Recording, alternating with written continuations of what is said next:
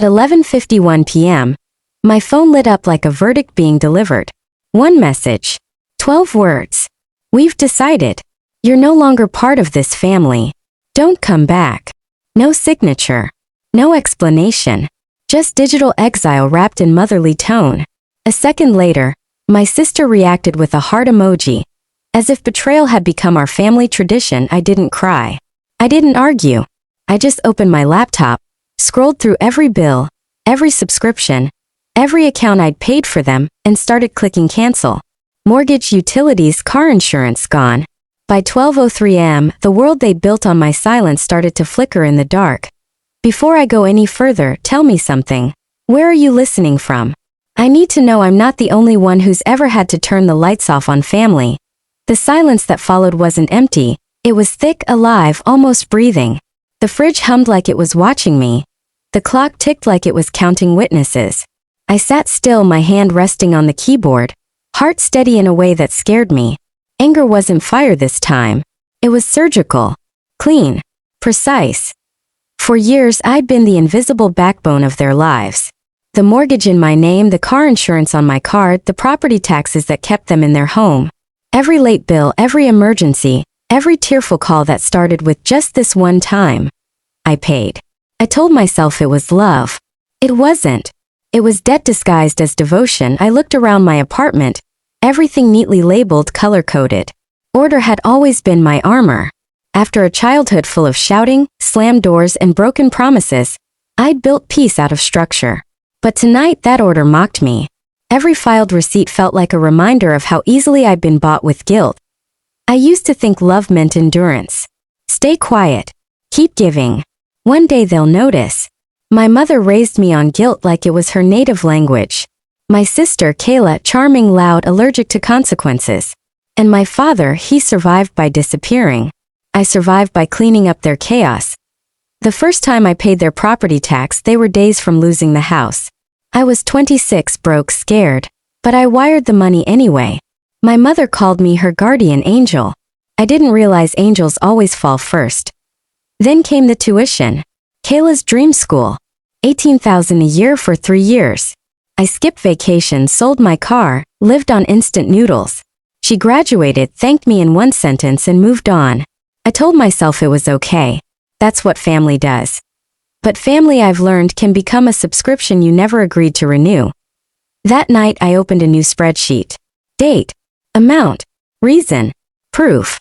Line by line I documented every dollar. It wasn't revenge, it was record keeping. The truth in numbers. The sound of my own awakening. By morning my phone was vibrating nonstop. Calls, texts, missed messages. Dad, Mom, Kayla. I ignored them all. The silence between us had become sacred. Then a message from Kayla. You're overreacting. Mom didn't mean it that way. Can we talk? Talk. As if that word hadn't been weaponized my entire life. I deleted it. Went back to my spreadsheet. Every number was a memory turned into evidence. The time Dad used my credit card just for gas. The month I skipped rent to pay their mortgage. The night I cried in a grocery store parking lot because I couldn't afford food but sent them another transfer anyway. Every cell in that spreadsheet was a scar I could finally see. At 9 a.m. Mom emailed me. No apology. Just, we need to talk about what you've done. You've created a mess. Call us immediately. What I'd done. As if reclaiming my life was vandalism. I typed one sentence back. I'm busy reconciling accounts. You should do the same. Send up. By noon the panic turned public. A Facebook post from Mom. Some people forget who raised them once they have money. Pride comes before destruction. Dozens of likes, sympathy comments from people who had no idea I'd been financing her sermons. I didn't respond, but I saved a screenshot. Evidenced at 8:06 p.m. I called Julia. An old friend from college, now a family law attorney. I think I'm done being their accountant, I told her. She paused. Then start documenting everything. You're not asking for repayment. You're enforcing it. That night, I turned my apartment into a courtroom. Every email, every statement, every receipt labeled, categorized, preserved. When Julia called again, she walked me through what to write. Formal notice. Subject. Outstanding balances. Body. This email serves as official notice of reimbursement due. 30 days to initiate payment before legal action and no anger. No emotion. Just truth in business language. I hit send. Minutes later, their replies arrived like aftershocks. Dad. Let's be reasonable, Mom. How could you do this to us? Kayla, you're insane. You're ruining the family. No one said we're sorry. They weren't shocked by what they'd done. They were shocked that I'd stopped playing along. At midnight, my phone glowed again. Julia's message. Perfect. Forward everything. Demand letter goes out by morning. For once, my name, Sophia James, looked powerful at the bottom of a document. I'd signed that name on checks, leases, contracts for them. Tonight, it signed my freedom. By morning, their accounts froze. Utilities disconnected. Mortgage default notices sent. The system they'd built on my silence was collapsing in real time. Mom showed up at my door by evening, eyes red, hands shaking, holding an envelope. Sophia, please, she whispered. We're losing everything. Do something for your sister. For Kayla? I asked. She's still your sister. I handed her the paper already waiting on my table. That's an official eviction notice. You'll get the original in 7 days. Her face went pale. You wouldn't.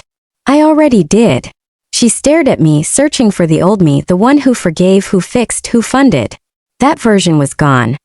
Goodbye, Mom. I closed the door. I didn't look back. The silence on the other side felt like the first breath after drowning. Days later, Julia called. Inheritance fraud, she said. Your mother forged your signature. $40,000 withdrawn from your grandmother's trust. The pieces clicked. The kitchen remodel. The sudden vacation. The missing inheritance. It had never been bad luck.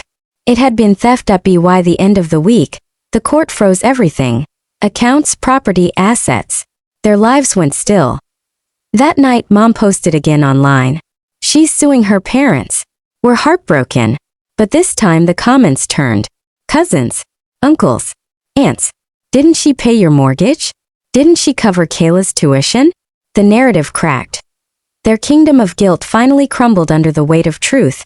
When the case closed, I sold the house. My name was still on the deed. Watching the confirmation screen didn't feel like victory. It felt like balance being restored. Kayla texted one last time. You won. I replied. No one wins when family becomes debt. Then muted her forever. Now my mornings are quiet. No missed calls, no urgent messages. I live in a small apartment, sunlight streaming through clean windows, coffee brewing in peace. The first night here, I opened my old spreadsheet, the one that used to track every dollar I'd spent saving them, and pressed delete. Watching it vanish felt like reclaiming my breath. A month later, I visited my grandmother's grave. Laid down tulips. Whispered, it's done. The wind answered, soft and steady. Peace isn't loud. It doesn't announce itself. It's the quiet you earn when you finally stop paying for everyone else's chaos. If you've ever had to walk away from people who made you small, know this, you're not cruel. You're free. And if this story found you when you needed it, subscribe. Because sometimes peace starts with pressing play.